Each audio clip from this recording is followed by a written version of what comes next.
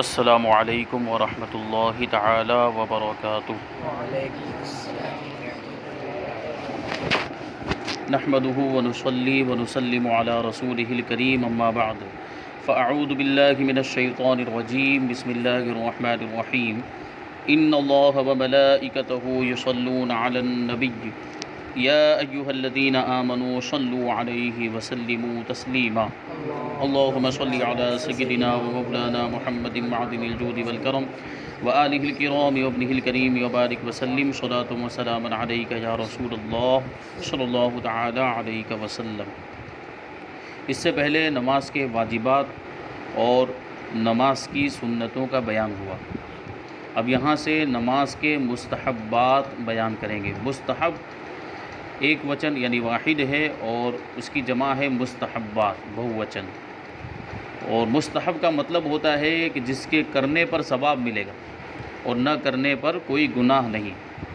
Number 1، حالت قیام میں موضع سجدہ کی طرف نظر کرنا، یعنی قیام کی جو حالت جو نماز میں کھڑے رہتے ہیں جس میں قرات کی جاتی ہے، اس وقت نگاہ کہاں پر ہونی چاہیے، نظر کہاں پر ہونی چاہیے؟ تو سجدے کی جگہ میں، جہاں سجدہ کرتے وقت سر رکھا جاتا ہے وہاں پر حالت قیام میں نظر ہونی چاہیے۔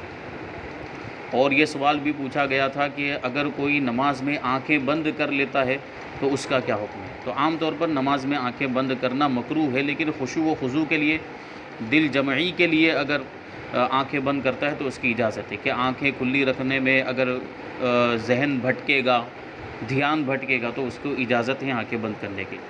نمبر 2، رکوع میں پشت قدم کی طرف، جب رکوع کرتے ہیں تو اس میں دونوں پاؤں کے درمیان سے جو پاؤں کی پشت ہوتی ہے، پاؤں کی پیٹھ، اس کی طرف جو ہے کہ نظر کرنی ہے، دونوں پاؤں کے درمیان سے۔ سجدے میں ناک کی طرف نظر ہونی چاہیے، اور قعدہ میں گود کی طرف، جو گود ایسے بیٹھتے ہیں تو گود میں نظر ہونی چاہیے۔ نمبر 5، پہلے سلام میں داہنے شانے کی طرف، دائنا کندھا جو ہوتا ہے پہلے سلام میں کندھے کو دیکھے۔ اور نمبر 6، دوسرے سلام میں بائیں کندھے کی طرف نظر ہونی چاہیے۔ نمبر 7، جماہی آئے تو منہ بند کیے رہنا۔ جماہی مطلب جو کیا بولتے ہیں اس کو، بگاسا آنا، وہ بگاسا جو آتا ہے وہ جماہی اگر آئے تو منہ بند کرنے کی کوشش کرنا، اس میں منہ کھولنا نہیں چاہیے۔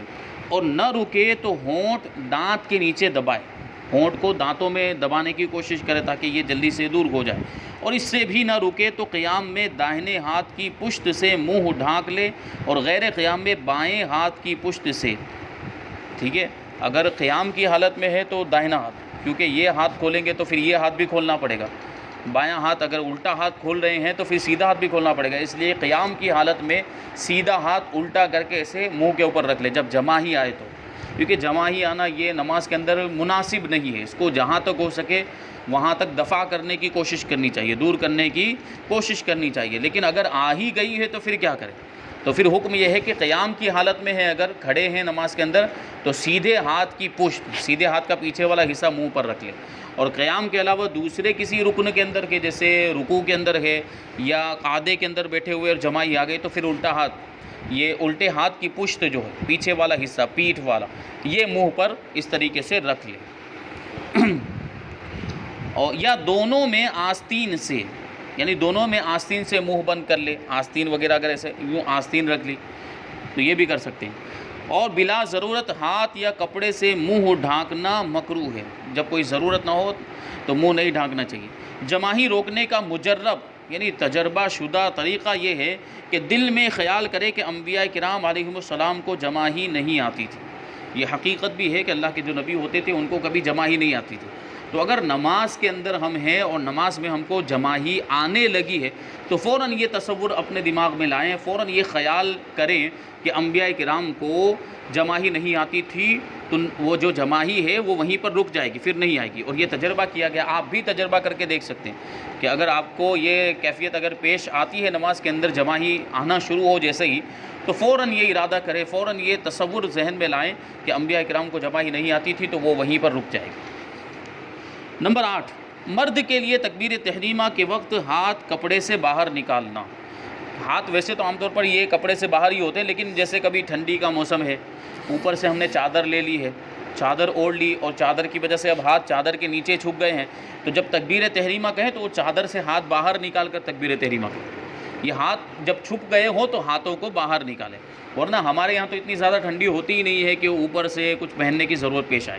ہم تو صرف سویٹر وغیرہ اگر پہن لے تو کافی ہو جاتا ہے وہ، اور موزے وغیرہ پہننے کی بھی حاجت پیش نہیں آتی۔ لیکن دوسرے علاقے جہاں پر ٹھنڈی زیادہ ہوتی ہے تو وہ سویٹر بھی پہنتے ہیں، موزے وغیرہ بھی پہنتے ہیں، پھر اوپر سے ان کو چادر یا شال وغیرہ بھی پہننا پڑتا ہے، اتنی زیادہ وہ ٹھنڈی ہوتی ہے۔ تو اگر شال یا چادر وغیرہ اوڑھی ہوئی ہے اور ہاتھ چھپ گئے ہیں تو پھر ہاتھوں کو باہر نکال کر وہ تکبیر تحریمہ کے وقت کانوں تک لے جانا۔ نمبر 9، عورت کے لیے کپڑے کے اندر ہی بہتر ہے، یعنی کپڑے کے اندر ہی سے وہ ہاتھوں کو مونڈھے تک یعنی کندھے تک لے جائے، کپڑے کے اندر ہی سے، جیسے وہ انہوں نے دوپٹہ پہنا ہوا ہو یا رومالی وغیرہ جو پہنتی ہیں عورتیں خواتین، تو وہ اس کے اندر ہی سے ایسے کر لیں، ان کو باہر نکالنے کی ضرورت نہیں ہے۔ نمبر 10، جہاں تک ممکن ہو کھانسی کو دفع کرنا۔ کھانسی کبھی آ جاتی ہے تو جہاں تک ممکن ہو، پاسبل ہو، کھانسی کو روکنے کی کوشش کرنا۔ یہ نہ ہو کہ اب ایک مرتبہ آ گئی تو زبردستی اس کو جو ہے کہ بڑھایا جا رہا ہے، اور دوسری مرتبہ تیسری مرتبہ، کبھی کبھی ایسا لگتا ہے کہ کھانسی کا مقابلہ چل رہا ہے پوری مطلب جماعت کے اندر، یا خاص طور پہ تراویح کی نماز میں بہت زیادہ لوگ کھانستے ہیں۔ تو کھانسی کو دور کرنے، اب تراویح میں اور زیادہ مسئلہ ہوتا ہے کہ حافظ صاحب کو پڑھنا ہوتا ہے، قرآن شریف پڑھے، زبانی پڑھ رہے ہیں، منہ پہ پڑھ رہے ہیں، تو کھانسی وغیرہ کی وجہ سے ان کو ڈسٹرب بھی ہوتا ہے، بہت سے وقت میں ایسا دیکھا بھی گیا۔ تو کھانسی کو جہاں تک ہو سکے دفع کرنا چاہیے۔ نمبر 11، جب مکبر حی علی الفلاح کہے تو امام و مقتدی سب کا کھڑے ہو جانا۔ حی علی الفلاح یعنی حی علی الصلاح سے کھڑا ہونا شروع کریں اور حی علی الفلاح تک کھڑے ہو جائیں، پہلے سے نہیں کھڑا ہونا چاہیے۔ جیسے ہی تکبیر شروع ہو جائے، جیسے ہمارے مخالفین وہابیہ وغیرہ یہ پہلے سے کھڑے ہو جاتے ہیں، یہ درست طریقہ نہیں ہے۔ کب کھڑا ہونا ہے؟ حی علی الصلاح پہ کھڑا ہونا ہے، یعنی حی علی الصلاح پہ کھڑا ہونا شروع کریں اور حی علی الفلاح تک کھڑے ہو جائیں۔ مگر بہتر یہ ہے کہ اقامت پوری امام اور مقتدی سب کھڑے ہو جائیں حی علی الفلاح پر۔ نمبر 12، جب مکبر قد قامت الصلاۃ کہہ لے تو نماز شروع کر سکتا ہے، مگر بہتر یہ ہے کہ اقامت پوری ہونے پر نماز شروع کرے۔ امام کے لیے ہے کہ وہ قد قامت الصلاۃ پر بھی نماز شروع کر سکتا ہے، جو الفاظ کہے جاتے ہیں قد قامت الصلاۃ کی تکبیر کے اندر، تو اس وقت بھی نماز شروع کی جا سکتی ہے، مگر بہتر کیا ہے؟ اقامت جب پوری ہو جائے، جب تکبیر پوری ہو جائے اس کے بعد نماز کو شروع کرے۔ نمبر 13، دونوں پنجوں کے درمیان قیام کی حالت میں 4 انگل کا فاصلہ ہونا، یہ بھی مستحب ہے، اور اگر کسی کو کوئی مجبوری ہے تو کوئی حرج بھی نہیں ہے۔ مقتدی کو امام کے ساتھ شروع کرنا، نماز امام کے ساتھ شروع کرنا۔ نمبر 15، سجدے کا زمین پر بلا حائل ہونا۔ زمین پر بلا حائل ہونا یعنی زمین اور جو نمازی ہے اس کے چہرے وغیرہ کے درمیان بیچ میں کوئی دوسری چیز نہ ہو، ڈائریکٹ زمین پر سجدہ کرے تو یہ مستحب ہے، بہتر، اس میں زیادہ ثواب۔ جبکہ ہمارے یہاں عام طور پر مسجدوں کے اندر یا گھر میں بھی اگر نماز پڑھ رہے ہیں تو مصلی بچھا کے نماز پڑھتے ہیں، یا مسجدوں میں صفیں بچھی ہوئی ہوتی ہے، تو یہ حائل ہو، یہ آڑ ہو گئی، تو یہ اس میں کوئی گناہ نہیں ہے، لیکن بہتر کیا ہے؟ بہتر یہ ہے کہ ڈائریکٹ زمین پر سجدہ کرے، اس میں زیادہ ثواب ہے۔ یہ نماز کے مستحبات کا بیان یہاں پر مکمل ہو گیا۔ اب یہاں سے امامت کا بیان شروع ہو رہا ہے۔ امامت یعنی نماز کی جو امامت ہوتی ہے، ایک امامت کبریٰ ہوتی، جو مسلمانوں کا جو امام ہوتا ہے، جس کو امام المسلمین کہا جاتا ہے، وہ امامت، اس کو امامت کبریٰ کہتے ہیں، یعنی مسلمانوں کا بادشاہ، مسلمانوں کا امیر، مسلمانوں کا امام، وہ جو جس کا حکم سب کے اوپر نافذ ہوتا ہے۔ جیسے وہ نبی پاک صلی اللہ علیہ وسلم کے ظاہری طور پر دنیا سے تشریف لے جانے کے بعد حضرت ابوبکر صدیق رضی اللہ تعالیٰ عنہ امیر المؤمنین ہوئے، امام المسلمین ہوئے، تو وہ امامت ہے، اس کو امامت کبریٰ کہا جاتا ہے۔ پھر یہ امامت فاروق اعظم کی طرف منتقل ہوئی، پھر ان سے عثمان غنی کی طرف منتقل ہوئی، پھر مولا کائنات کی طرف منتقل ہوئی، تو یہ امامت کبریٰ ہے۔ لیکن یہ جو نماز کی امامت ہے اس کو امامت صغریٰ کہا جاتا ہے۔ اس کے بارے میں یہاں پر مسائل بیان کریں گے کہ نماز کی امامت کا مطلب کیا ہے۔ جواب، نماز کی امامت کا مطلب یہ ہے کہ دوسرے کی نماز کا اس کی نماز کے ساتھ وابستہ ہونا۔ تو ہوتا یہ ہے کہ امام کی نماز کے ساتھ ہماری نماز کا تعلق ہو جاتا ہے۔ اب امام کی نماز ہماری نماز ہو جاتی ہے، اب امام کی نماز درست ہوگی تو ہماری بھی درست ہوگی، امام کی غلط تو پھر ہماری بھی غلط ہو جاتی ہے، امام کی فاسد تو ہماری بھی فاسد۔ امام کے لیے کتنی شرطیں ہیں، امام کون ہو سکتا ہے، اس میں کون کون سی شرطیں ہونی چاہیے؟ تو بالغ مرد غیر معذور کے امام ہونے کے لیے 6 شرطیں ہیں۔ بالغ کہہ رہے ہیں، بالغ مرد، اور غیر معذور، معذور جو اس سے پہلے بیان کیا کہ کسی کو کوئی عذر ہے کہ جس کی وجہ سے اس کا وضو بار بار ٹوٹ جاتا ہے اور اس کا ایک وقت پورا ایسا گزر چکا ہے نماز کا کہ جس میں اس کو اتنا بھی ٹائم نہیں ملا کہ وضو کر کے فرض نماز پڑھ سکے، تو وہ معذور ہو جاتا ہے۔ یعنی جیسے مثال کے طور پر پیشاب کے قطرے آنے کی بیماری ہے اور اس کو اتنا بھی وقت نہیں ملا پورے ایک وقت کے اندر کہ وہ فرض نماز ادا کر سکے وضو کر کے، تو وہ معذور ہو گیا۔ اب وہ دوسرے وقت میں اس کے لیے حکم یہ ہوگا کہ ہر وقت میں نماز کے ایک مرتبہ وضو کرے اور اسی وضو سے جتنی نمازیں چاہے پڑھ سکتا ہے، لیکن جیسے ہی وہ وقت ختم ہوگا وہ اس کا وضو خود بخود ٹوٹ جائے گا۔ یہ معذور کا حکم ہوتا ہے۔ تو غیر معذور کی بات چل رہی، معذور کی بات نہیں چل رہی۔ امام کیسا ہو؟ غیر معذور ہو، جس کے اندر ایسا کوئی عذر نہ ہو اور وہ مرد ہو اور بالغ ہو، تو اس کے لیے 6 شرطیں ہیں۔ سب سے پہلے اسلام یعنی مسلمان ہونا، تو غیر مسلم امام ہو ہی نہیں سکتا ہے، ظاہر سی بات ہے۔ نمبر 2 بالغ ہونا، نمبر 3 عاقل ہونا، عقل مند ہونا۔ عقل مند ہونا کا مطلب یہ ہے وہ ہوشیاری والا سمجھداری والا عقل مند نہیں، مطلب یہ ہے کہ پاگل نہ ہونا، مجنون نہ ہونا۔ جو پاگل ہوتے ہیں، جن کی عقل سلامت نہیں ہوتی، عقل زائل ہو چکی، جنہیں اچھے برے کی تمیز نہیں ہوتی ہے، وہ اگر کوئی ہے تو وہ امام نہیں بن سکتا ہے، عقل سلامت ہونی چاہیے۔ نمبر 4 مرد ہونا، یعنی عورت امام نہیں ہو سکتی۔ نمبر 5 قراءت، یعنی نماز کے اندر قراءت کرنے پر وہ قادر ہو، صحیح طور پر قرآن شریف پڑھنا جانتا ہو۔ نمبر 6 معذور نہ ہونا، یعنی کوئی ایسا عذر نہ ہو جس کی وجہ سے وضو ٹوٹ جاتا ہے، وہ جو معذور کے احکام بیان کیے گئے، تو ایسا معذور بھی نہ ہو۔ کیا نابالغوں کے امام کے لیے بالغ ہونا شرط نہیں ہے؟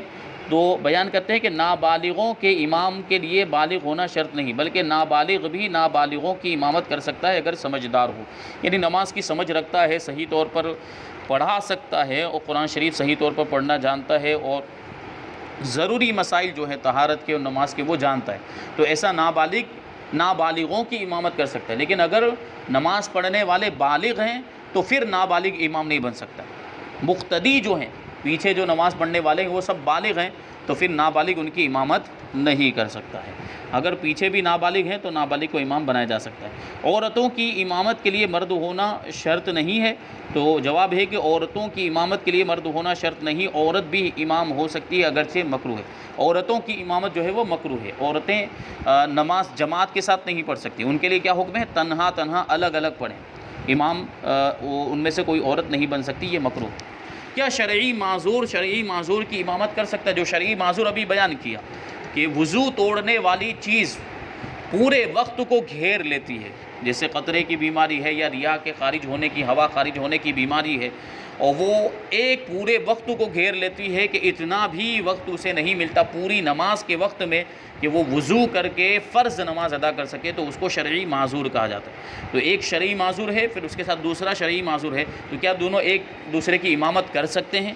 تو جواب یہ ہے کہ معذور اپنے مثل یا اپنے سے زیادہ عذر والے کی امامت کر سکتا ہے۔ ایک معذور ہے جس کو پیشاب کے قطرے کی بیماری ہے، تو وہ پیشاب کے قطرے کی بیماری والے دوسرے معذور کی امامت کر سکتا ہے، یا اس سے زیادہ عذر کسی کو ہے، پیشاب کے قطرے کی تو بیماری، دوسری بھی کوئی ایسی بیماری ہے تو زیادہ عذر والا ہو گیا ہے، تو یہ کم عذر والا جو ہے یہ زیادہ عذر والے کی امامت کر سکتا ہے اور کم عذر والے کی امامت نہیں کر سکتا۔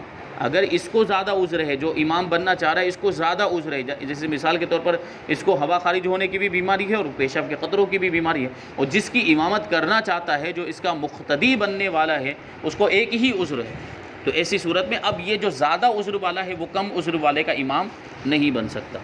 اور اگر امام و مقتدی دونوں کو 2 قسم کے عذر ہیں، الگ الگ عذر ہیں، یہاں بات کیا چل رہی ہے؟ ایک معذور دوسرے معذور کی امامت کر سکتا ہے جبکہ دونوں کی بیماری سیم ہو، اس کو بھی پیشاب کے قطرے کی بیماری ہے اور اس کو بھی پیشاب کے قطرے کی بیماری، لیکن اگر دونوں کے عذر الگ الگ ہیں، دونوں کی مجبوریاں الگ الگ ہیں، تو فرماتے ہیں تو ایک جیسے مثال کے طور پر ایک کو ریاح کا مرض ہے، ہوا خارج ہونے کا مرض ہے، اور دوسرے کو قطرے آنے کا، تو ایک دوسرے کی امامت نہیں کر سکتے، دونوں کا عذر سیم ہونا چاہیے۔ اب آگے اقتداء صحیح ہونے کی کتنی شرطیں؟ اقتداء کا مطلب امام کے پیچھے جو نماز پڑھتے ہیں اس کو اقتداء کہتے ہیں، اسی لیے اقتداء کی نیت بھی پیچھے اس امام کے یہ جو کہا جاتا ہے یہ اقتداء کی نیت ہوتی ہے، تو یہ امام کے پیچھے نماز پڑھنا، اقتداء کی نیت کرنا، اور اقتداء کے صحیح ہونے کی کتنی شرطیں ہیں اس کو بیان کرتے ہیں۔ اقتداء کے صحیح ہونے کی 13 شرطیں ہیں۔ امام کے پیچھے نماز کے صحیح ہونے کی 13 شرطیں. نیت اقتداء، سب سے پہلے مقتدی کے لیے ضروری ہے کہ وہ اقتداء کی نیت کرے. میں اس امام کے پیچھے نماز پڑھتا ہوں، یہ نیت بھی ہونی ضروری ہے. نمبر 2، اور اس نیت اقتداء کا تحریمہ کے ساتھ ہونا، تکبیر تحریمہ کے ساتھ ساتھ ہو. یہ نیت اقتداء جب نیت کی جاتی ہے اسی وقت اقتداء کی بھی نیت ہو، نماز کی نیت کے ساتھ ساتھ. یا تحریمہ پر مقدم ہونا، یعنی نیت تحریمہ کے تکبیر تحریمہ کے ساتھ ہو یا اس سے پہلے یہ اقتداء کی نیت ہو جائے، بشرطے کہ صورت تقدم میں کوئی اجنبی فعل نیت و تحریمہ میں فاصل نہ ہو. یعنی اگر پہلے ہی نیت کر لی، نیت بہت پہلے کر لی ہے، اب نماز پڑھنے میں تھوڑا ٹائم باقی ہے، تو یہ ضروری ہے کہ درمیان میں کوئی ایسا فعل نہ پایا جائے جو نماز کے منافی ہے. جیسے نیت اقتداء کر لی، اب کھانا کھانے لگ گیا ہے، نیت اقتداء کر لی، پانی پینے لگ گیا، نیت اقتداء کر لی ہے اور کلام کرنے لگا، بات چیت کرنے لگ گیا، تو پھر اب وہ نیت کافی نہیں ہوگی، پھر سے نیت کرنی پڑے گی. نمبر 3، امام و مقتدی دونوں کا ایک مکان میں ہونا، ایک ہی جگہ میں ہونا، جگہ الگ الگ نہیں ہونی چاہیے. جیسے کہ ایک بیان کیا جاتا ہے کہ ایک کشتی میں امام ہے، دوسری کشتی میں مقتدی ہے، تو اقتداء نہیں ہو سکتی کیونکہ جگہ الگ الگ ہے، دونوں مکان الگ الگ ہے. کشتی ایک الگ مکان، ایک کشتی ایک الگ مکان، دوسری کشتی دوسرا الگ مکان ہے، تو یہ اقتداء درست نہ ہونے کی وجہ وہاں پر یہ ہے کہ مکان بدل جاتا ہے، دونوں کا ایک ہی مکان میں ہونا ضروری. اب مسجد پورا ایک ہی مکان کے حکم میں ہے، مسجد جو ہوتی ہے وہ پوری ایک ہی مکان کے حکم میں ہوتی ہے، تو اب امام محراب میں کھڑا ہے تو مسجد میں کہیں سے بھی امام کی اقتداء کی جا سکتی ہے، وہ ایک ہی جگہ میں ہے. تو امام مقتدی کا دونوں کا ایک ہی جگہ میں ہونا، ایک ہی مکان میں ہونا. نمبر 4، دونوں کی نماز ایک ہو یا امام کی نماز نماز مقتدی کو متضمن ہو. دونوں کی نماز ایک ہی ہونی چاہیے، ایسا نہیں ہونا چاہیے کہ امام ظہر کی پڑھا رہا ہے اور یہ اپنی عصر کی نیت کر لے، تو یہ بھی نہیں ہو سکتا. امام فرض پڑھا رہا ہے اور یہ اپنی جو ہے کہ امام جو ہے یہ نفل کی نیت کر لے. نفل کی نیت جو ہے کہ درست ہو سکتی ہے کبھی کبھی امام کے پیچھے، لیکن نماز الگ الگ نہیں ہونی چاہیے. وہ ظہر کی پڑھا رہا ہے اور یہ آپ جو ہے کہ عصر کی نیت کر لے، تو یہ نہیں ہو سکتا ہے. نمبر 5، امام کی نماز مذہب مقتدی پر صحیح ہونا. جو ہمارا مسلک ہے، جیسے ہم حنفی مسلک کے ماننے والے ہیں، تو اگر دوسرے مسلک کا کوئی امام ہے اور وہ نماز پڑھا رہا ہے اور ہمیں معلوم ہے کہ اس نے کوئی ایسا عمل کیا جس کی وجہ سے ہمارے مسلک کے اعتبار سے نماز نہیں ہو سکتی ہے، جیسے وضو کرنے کے بارے میں ہے کہ امام شافعی کے نزدیک اگر کوئی ایک بال بھی ایسے پکڑ لیتا ہے تو مسح ہو جاتا ہے، جبکہ ہمارے نزدیک کم سے کم چوتھائی سر کا مسح کرنا ضروری ہے. اب اگر اس امام نے، شافعی امام نے اتنا ہی مسح کیا تھا اور وہ نماز پڑھانے کے لیے کھڑا ہو گیا، تو اب ہمارے مسلک کے حساب سے اس کی نماز درست نہیں ہو رہی ہے، تو ایسے مقتدی کی نماز اس کے پیچھے نہیں ہوگی. آگے ہے امام و مقتدی دونوں کا اسے صحیح سمجھنا، نماز کو صحیح سمجھنا کہ نماز درست ہو رہی ہے، یہ بھی ذہن میں ہونا چاہیے. اب مقتدی کو کوئی ایسی بات معلوم ہے جس کی وجہ سے نماز فاسد ہو جا رہی ہے اور اس کے ذہن میں بھی یہ ہے، وہ یہی سمجھ رہا ہے کہ نماز غلط ہو رہی ہے، نماز فاسد ہو رہی ہے، تو یہ بھی نہیں ہونا چاہیے. دونوں کے ذہن میں یہ بات ہو کہ نماز صحیح ہو رہی ہے. نمبر 7، عورت کا محاذی نہ ہونا، یعنی عورت کا مقابل نہ ہونا، دائیں بائیں عورت نہ ہو نماز پڑھتے وقت، ورنہ نماز فاسد ہو جاتی ہے. ان شروط کے ساتھ جو مذکور ہوں گی، یعنی وہ شرطیں اس کی آگے بیان کریں گے کہ عورت کہاں پر کھڑی ہو جائے تو نماز فاسد ہو جاتی ہے، کہاں کھڑی ہو تو نماز ہو جاتی ہے، یہ سب جو ہے شرائط اس کے آگے بیان کریں گے. نمبر 8، مقتدی کا امام سے مقدم نہ ہونا، یعنی مقتدی امام سے آگے نہ ہو. اگر مقتدی امام کے آگے نکل جائے گا نماز جماعت کے ساتھ نماز پڑھنے میں تو اس کی نماز نہیں ہوگی. یہی تو وجہ ہے کہ لوگ امام کے پیچھے کھڑے ہوتے ہیں، امام سب سے آگے ہوتا ہے اور لوگ امام کے پیچھے ہوتے ہیں، تو یہ ضروری ہے. اگر کوئی امام سے آگے ہو گیا، امام سے مقدم ہو گیا، تو اس کی نماز نہیں ہوگی، اقتداء درست نہیں ہوگی. نمبر 9، مقتدی کو امام کے انتقالات کا علم ہونا. انتقالات یعنی ایک رکن سے دوسرے رکن کی طرف منتقل ہونا. امام ابھی قیام کی حالت میں ہے، یہ معلوم ہونا چاہیے. امام ابھی رکوع میں گیا، یہ معلوم ہونا چاہیے. تو وہ جو ہے کہ دیکھنے کے ذریعے بھی معلوم ہو سکتا ہے اور تکبیرات سننے کے ذریعے بھی معلوم ہو سکتا ہے. تو اگر تکبیر کی آواز پہنچ رہی ہے، اگرچہ ہم امام کو دیکھ نہیں رہے لیکن تکبیر کی آواز پہنچ رہی ہے، امام نے کہا اللہ اکبر، تو اب ہمیں سمجھ میں آ جائے گا کہ نماز شروع ہو گئی. اب قراءت شروع ہو گئی، پھر قراءت کے بعد امام اللہ اکبر کہے گا تو ہمیں خود بخود سمجھ میں آ جائے گا کہ امام اب رکوع میں گیا، تو اب ہمیں بھی رکوع میں جانا ہے. پھر امام سمیع اللہ لمن حمیدہ کہے گا تو ہمیں سمجھ میں آ جائے گا کہ اب رکوع سے اٹھنا ہے. تو یہ انتقالات کی خبر ہمیں اس طریقے سے ہو جاتی ہے، تو یہ ہونا چاہیے. نمبر 10، امام کا مقیم یا مسافر ہونا معلوم ہو. امام مقیم ہے یا مسافر ہے، یہ مقتدی کو پتہ ہونا چاہیے. کیونکہ مقیم اور مسافر دونوں کے معاملات الگ ہیں. مقیم پوری نماز پڑھے گا، لیکن جو مسافر ہے وہ 4 کی جگہ پہ 2 پڑھے گا. اگر ہم کو پہلے سے معلوم ہی نہیں ہے، جیسے ہم کسی مسافر امام کے پیچھے کھڑے ہو گئے اور وہ اب 2 رکعت پڑھ کے سلام پھیر دے گا، اب اگر ہم بھی 2 رکعت پڑھ کر جو ہے کہ سلام پھیر دیتے ہیں تو ہماری نماز باطل ہو جائے گی، ہماری نماز فاسد ہو جائے گی. تو ضرورت تو وہاں پر یہ ہے کہ ہمیں معلوم ہو کہ یہ مسافر ہے. اگر اس نے پہلے ہی بتا دیا امام نے کہ میں مسافر ہوں، میں 2 رکعت پر سلام پھیر دوں گا، آپ لوگوں کو کھڑے ہو جانا ہے، تو پھر ہم کو کھڑے ہو کر باقی کی 2، کیونکہ ہم تو مقیم ہوں گے، تو ایسی صورت میں ہم کو نماز مکمل کرنی پڑے گی. جو ہماری 4 رکعت جو 4 پڑھنی ہے ہم کو، جیسے ظہر کی نماز میں، عصر کی نماز میں، یہ مسافر کے اور مقیم کے احکام ہوتے ہیں. تو یہ بھی معلوم ہونا ضروری ہے کہ جو امام ہے وہ مقیم ہے یا مسافر. ہاں اگر کوئی مسافر مقتدی ہے اور وہ مقیم امام کی اقتداء کرتا ہے تو 4 پڑھے گا. جیسے ہم کہیں پر گئے سفر کر کے 100 کلومیٹر سے زیادہ کے سفر پر، اور وہاں کسی مسجد میں پہنچے اور امام صاحب کے پیچھے نماز پڑھ رہے ہیں، تو وہ امام صاحب مقیم ہوتے ہیں عام طور پر، تو وہ 4 پڑھیں گے. جبکہ مسافر کے لیے حکم کیا ہے؟ 4 کی جگہ 2 پڑھنا ہے. لیکن ہم جب کسی مقیم امام کی اقتداء کرتے ہیں تو پھر ہم کو بھی 4 پڑھنا ہے. لیکن امام خود ہی مسافر ہو تو وہ 4 پڑھا نہیں سکتا ہے، اس کے اوپر لازم ہے کہ 2 ہی پڑھائے گا.